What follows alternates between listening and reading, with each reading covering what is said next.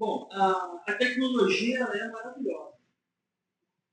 Se você conversar com pessoas que... Eu me lembro que eu conversei com a minha mãe uma vez, a minha mãe tinha um ferro em casa que era utilizado carvão. Você imagina você passar uma roupa.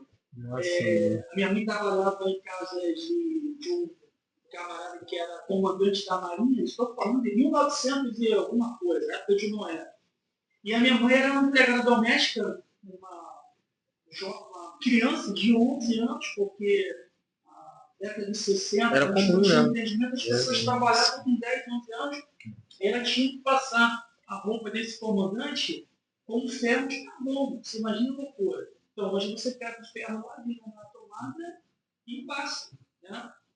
A tecnologia é ótima. A grande questão é que o homem, quando digo homem, ser humano, ele acaba sendo refém da própria tecnologia.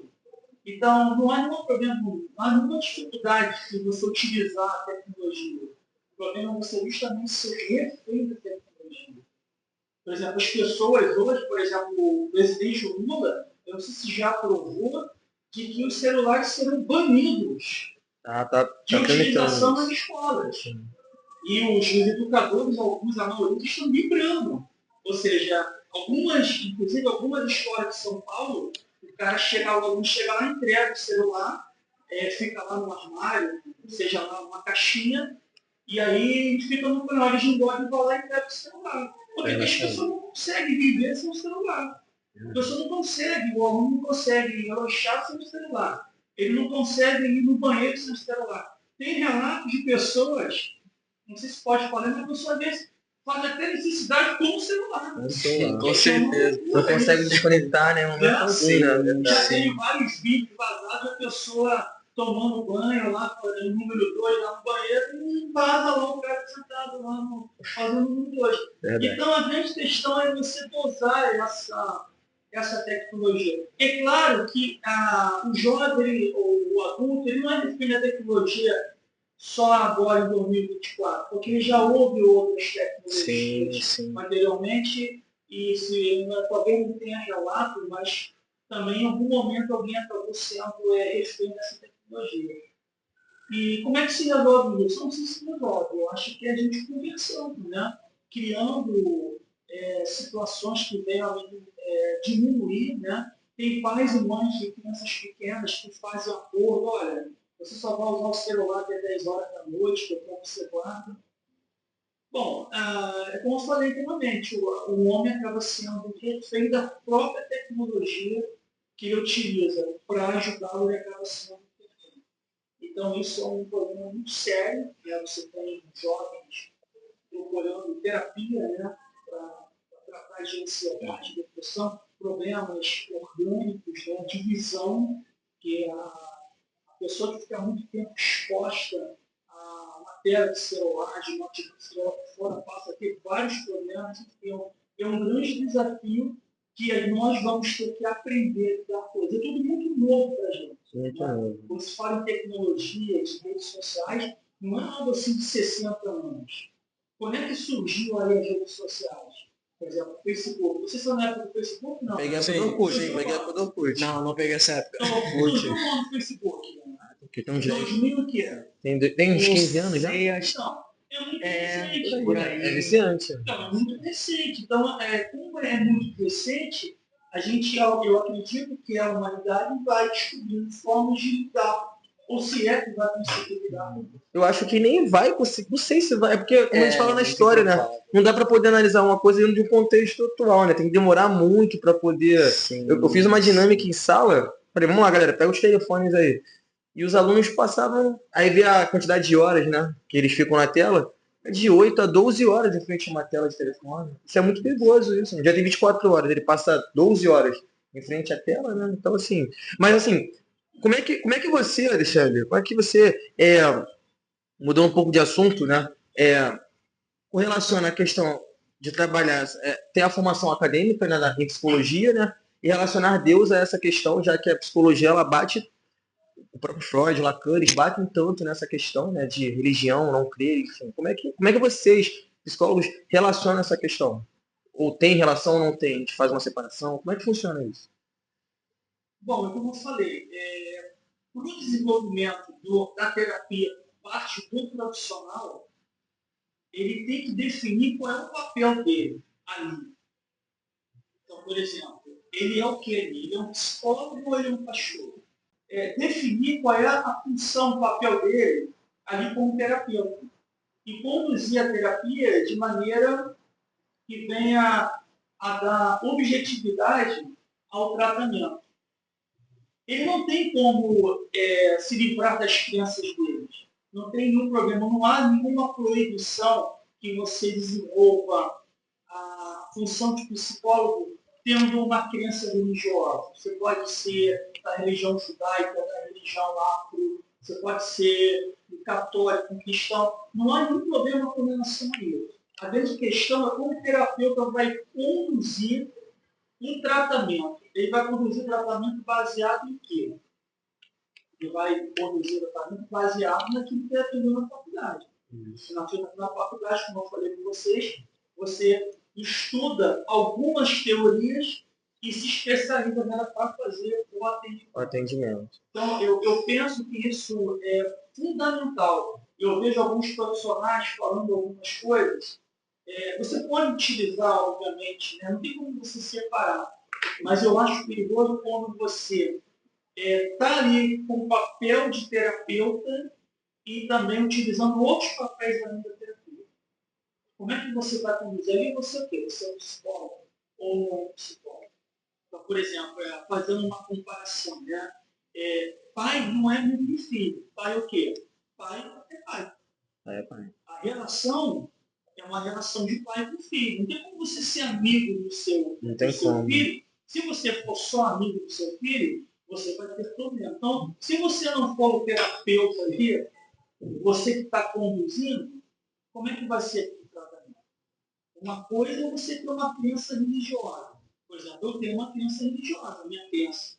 Mas ali eu estou como terapeuta. Saber separar isso é fundamental.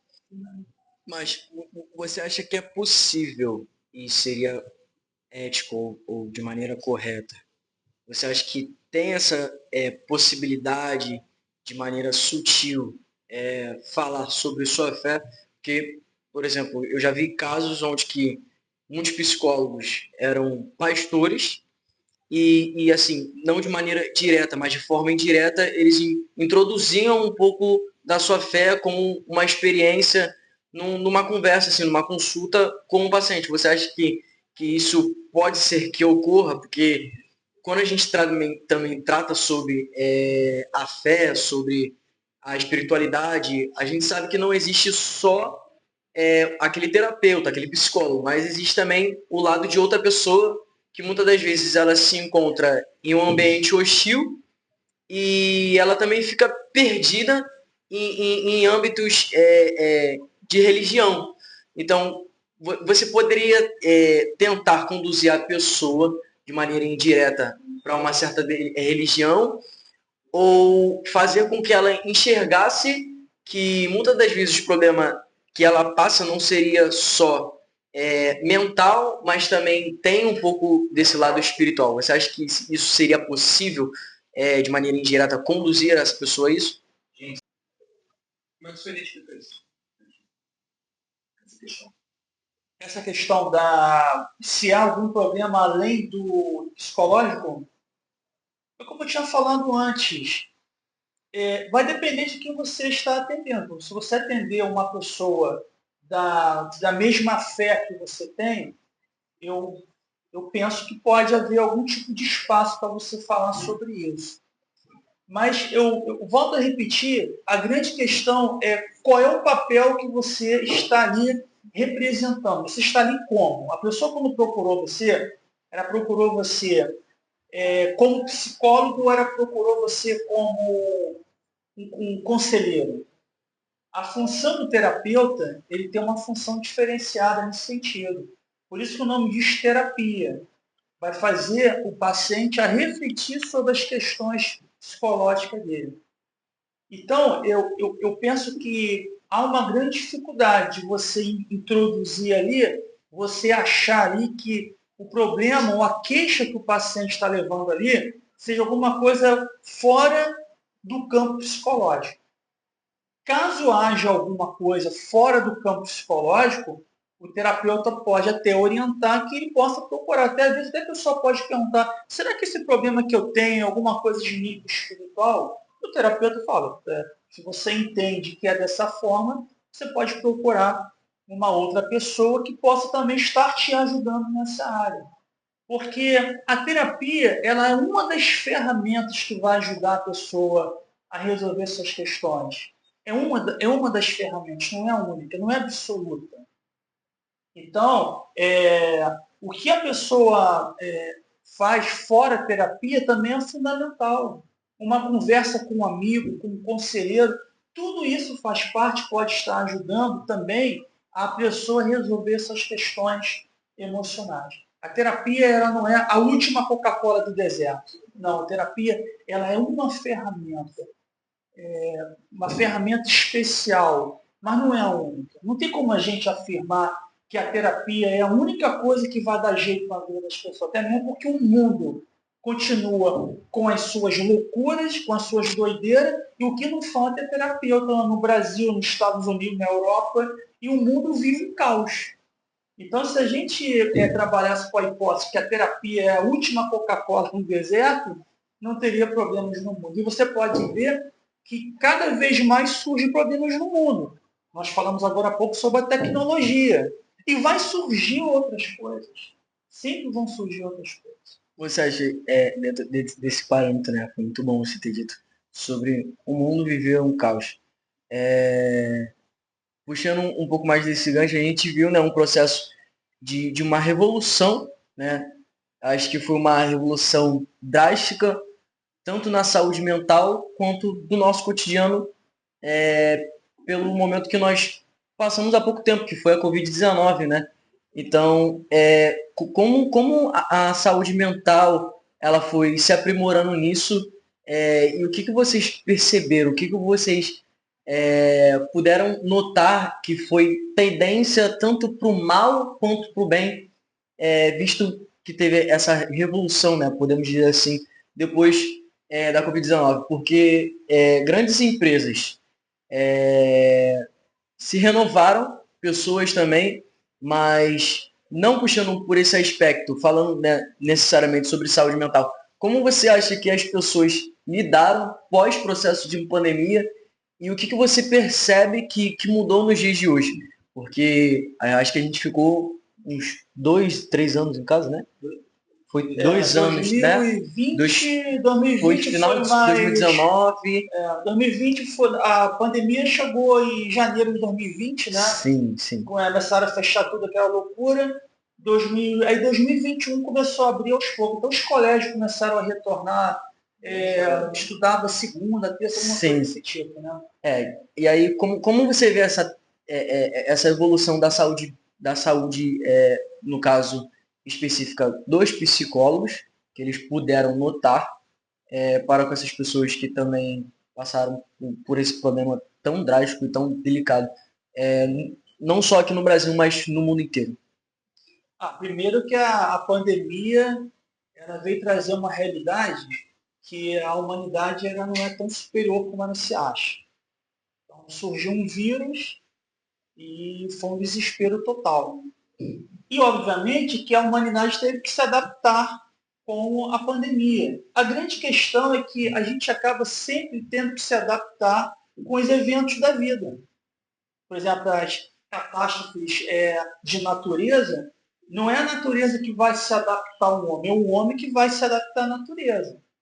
Então, por exemplo, no Japão tem terremoto. Então, as construções, a engenharia trabalha com a hipótese de que a Terra vai tremer.